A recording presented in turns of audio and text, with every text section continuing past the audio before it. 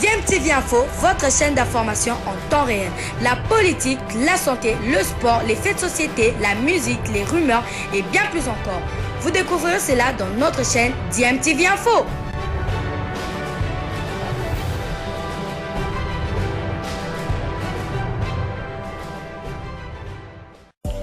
Vous êtes sur DMTV, bonjour ou bonsoir, tout dépend de l'heure à laquelle vous nous suivez. Tout plaisir est pour nous de vous retrouver, mais surtout de savoir que vous êtes nombreux en train de suivre votre chaîne YouTube DMTV. DMTV qui vous propose l'actualité, vous propose également des analyses et des réflexions sur des sujets d'actualité, sur des faits sociaux, tout simplement sur des réalités que nous observons ici chez nous en République démocratique du Congo. Avec courage et obstination, Rosie Tabora, qui n'était pas dans un grand jour, a décroché une médaille de bronze qui suffit à son bonheur. Mais que ce fut dur.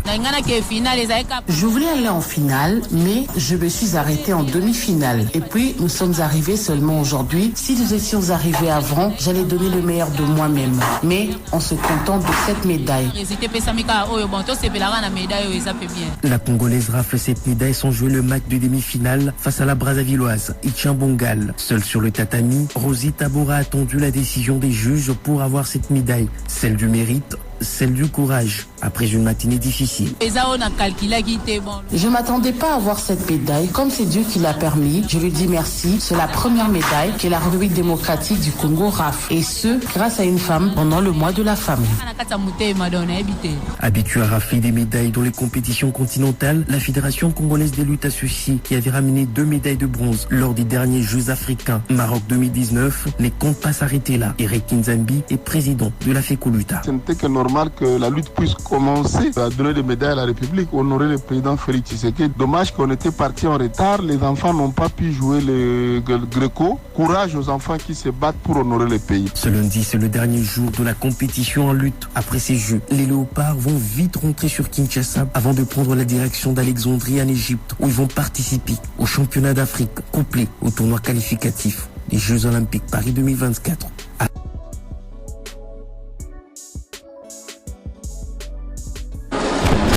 Rosie Nadine, première entrée dans la compétition, aux 8 médailles de bronze. D'abord, sentiment dans sentiment dans ce pays, il y a trop, et ça on a calculé qui était bon. Le roi Nzamba a fait une chance dans une médaille au don, on a reçu la makasi donc. Les premières médailles, on a côté c'est puis qui moi singa moko to apena moi de la femme de SN on a ngona habité. Et on a kata muté madonna habité. Au sali 3 combats pour que vous gagnez pour la RDC médaille de bronze. Qu'est-ce qui n'a pas marché?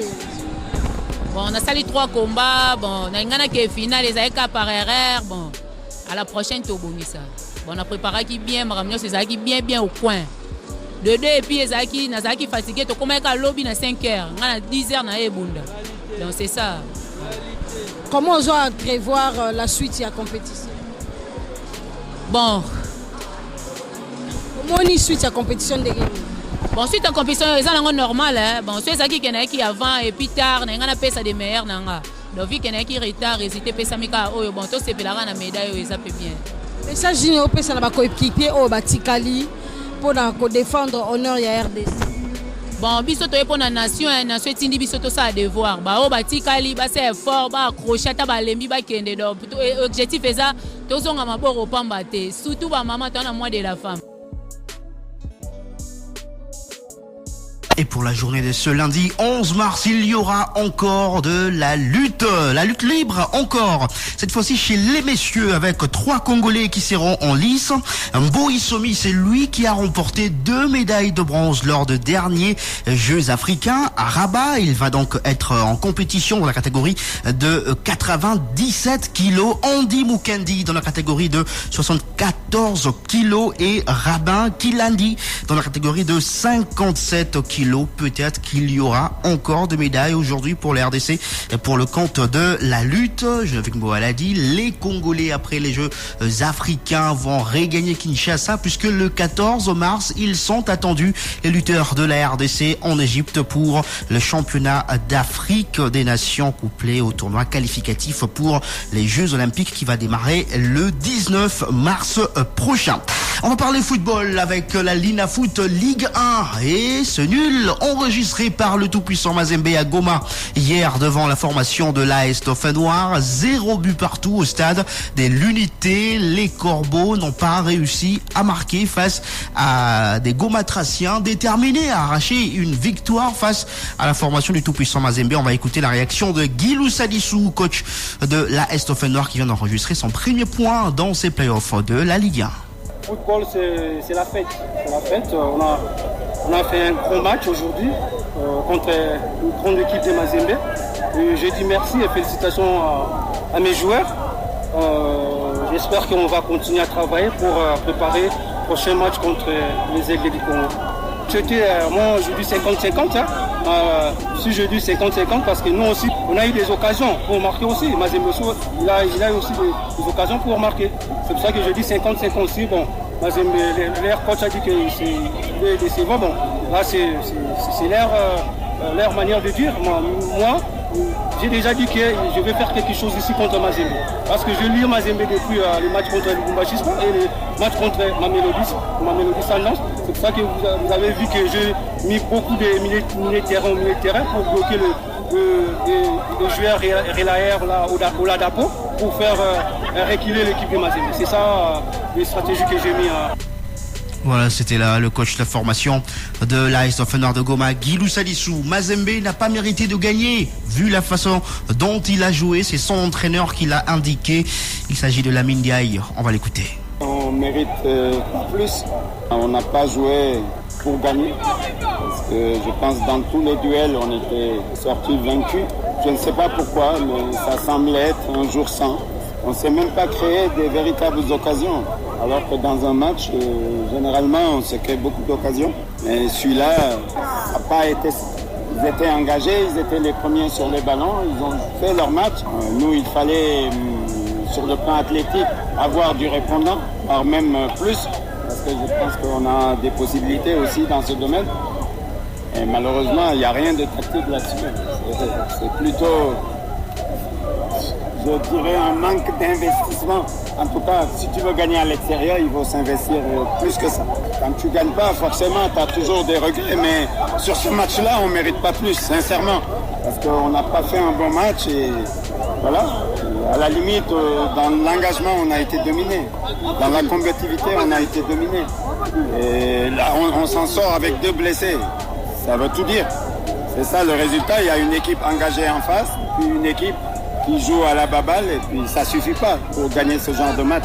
Voilà, c'était là le coach de la formation du tout-puissant Mazembe, Lamine Ndiaye. À part ce match de Goma, il y a eu un match à Lubumbashi. L'ASV Club a enregistré sa première victoire dans ses playoffs. 2-0 pour les Dauphinois de Kinshasa devant Lubumbashi Sport. Elim Panzu, 3e minute, et Platinim Pialamonzizi, 33e minute, ont marqué le 2 buts de la formation de la SV Club. Et justement, après ces 2 rencontres disputées, Mazembe, après le nul, n'a pas donc réussi à récupérer la première place au classement, puisque le samedi, Maniema Union avait pris cette première place en allant s'imposer à Lubumbashi devant Don Bosco sur le score de 2-0, alors qu'à Kinshasa, FC Les Aigles du Congo et le FC Saint-Éloi-Lupopo s'étaient neutralisés sur le score de 2 buts partout. Les 2 clubs avaient enregistré leur 2e nul de suite dans ces playoffs. Au classement, c'est donc, je l'ai dit, Maniema Union qui est en tête avec 6 points plus 4 de goal average, suivi du tout-puissant Mazembe, 4 points plus 5 de goal average, V-Club 4 points plus 2 de goal average, Lupopo et la formation des Aigles du Congo sont respectivement 4e et 5e. Ensuite, il y a la formation de Don Bosco au 6e avec 1 point, même nombre de points pour la formation de Dauphin Noir 7e, et Lubumbashi Sport 2 défaites en 2 matchs, compte donc 0 points. La 3e journée ne va pas tarder à démarrer déjà ce mercredi à Kinshasa. L'ASV Club Club va recevoir la formation du FC Saint-Éloi Lupopo au stade Martyr sous les coups de 15h30. Match que vous allez suivre en direct et en intégralité sur les antennes de Top Congo FM. Le premier choc, de ces playoffs que vous allez suivre en direct sur nos antennes. Et pendant ces temps, Mazembe devrait recevoir la formation de Maniema Union à Lubumbashi le même mercredi. Mais le club de Lubumbashi, le club noir et blanc de Lubumbashi, Mazembe donc, a sollicité un report de 24 heures de cette rencontre suite à un problème de flux aérien.